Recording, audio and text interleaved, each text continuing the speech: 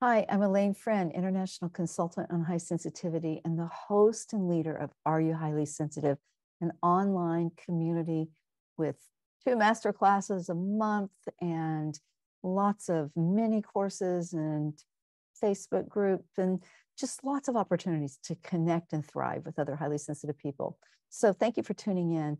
Today I'm here with a very good question from our HSPs in Love Masterclass. I just wanted to talk about it a little bit and share it with our YouTube and social media community. Recently, I shared feelings and emotions and asked questions about something I was concerned or confused about from my life partner. What came out of those feelings and emotions was I was told that all my perceptions were coming from my imagination, pushed by fear, that they were completely inaccurate and irrational. He did not accept or validate my feelings or emotions as simply being my feelings and emotions. How can I talk to my partner so this doesn't happen again? Oh, my friend, this is so common and so hard. And just because so many people have this experience, and please share in the comments, do you recognize this experience? I think many, many highly sensitive people do recognize this experience. For me, I'm going to just offer a little intervention that is different than all the other things I'm saying about couples who are struggling with highly sensitive people in them and needing to figure out how they can turn it around. This question speaks to me of boundaries. And it's really important that highly sensitive people become very skilled at expressing their boundaries and communicating their boundaries. You don't have to agree with your partner. And you don't have to have your partner agree that these are your feelings and emotions. They can have their own opinion, even if it's obnoxious, which maybe it is to you. They can have whatever thoughts or feelings they have about you and how you express your thoughts and feelings. And you can set the boundary of not listening to them. So I'm going to just give an example of how you might do this. And the best way to set these boundaries is, of course, when it's not happening. You know, honey, how on Monday I was really upset about something and you said blah, blah, blah about it. I'd like to talk about what I need in that situation. What would be helpful to me when I'm feeling confused or hurt or having a strong emotion about something would be if you would just either listen to me and maybe say back what you think I'm saying, what you are hearing me say. Maybe another choice would be that you could just gently put a hand on my shoulder, my arm, and ask me what you can do to help. Or finally, if you're not up for it, perhaps you could just say, I realize I don't have the capacity to have this conversation right now. I look forward to hearing about your feelings later. I need to take a break. Now, these are all great things that you can teach your partner to say to you the next time that you're having this experience. But they're also all great things that you can say to your partner, right?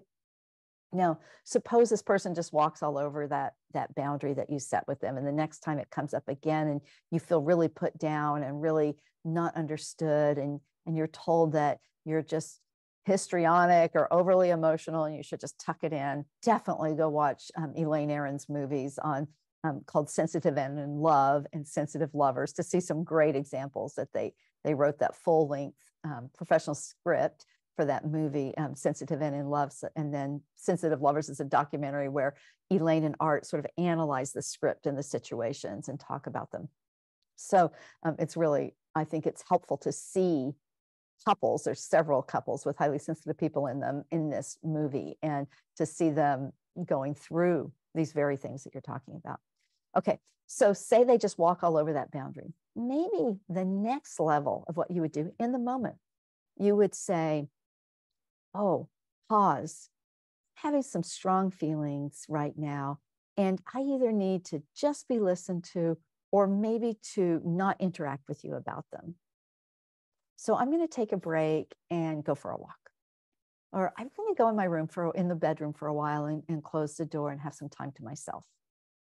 And just put a hard line on it. Don't take it in. Allow yourself to have your feelings.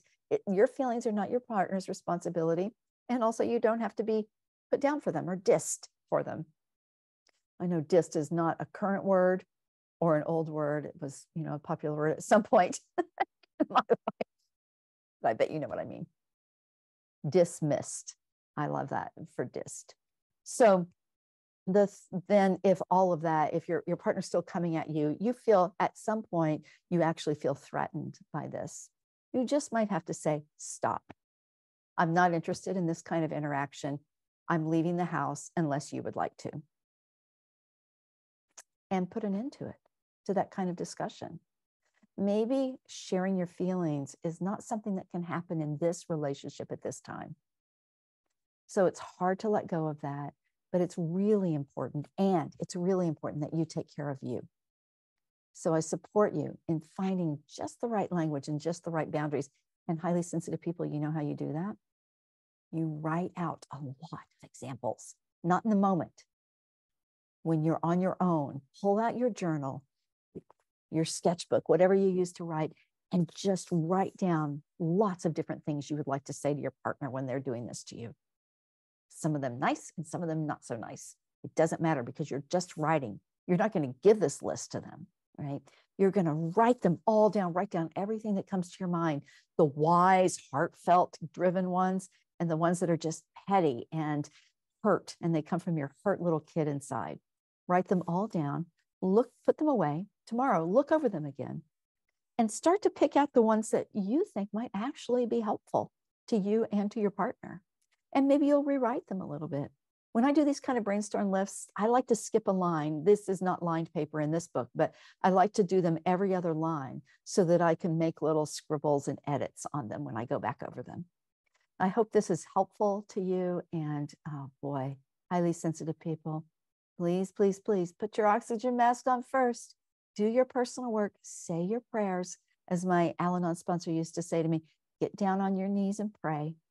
And whatever that means for you, whether you talk or listen or meditate or focus on your breath or go pet your animal, go deep within yourself until you are loving and nurturing yourself. And then you will know how to do it in the moment. Thank you so much for listening. Please like, share, subscribe, follow. Please help me get my message out by sharing this content and any other content that you like that I'm putting out there for highly sensitive people. Let's change the world and make it better for all of us. Thank you so much. Bye for now.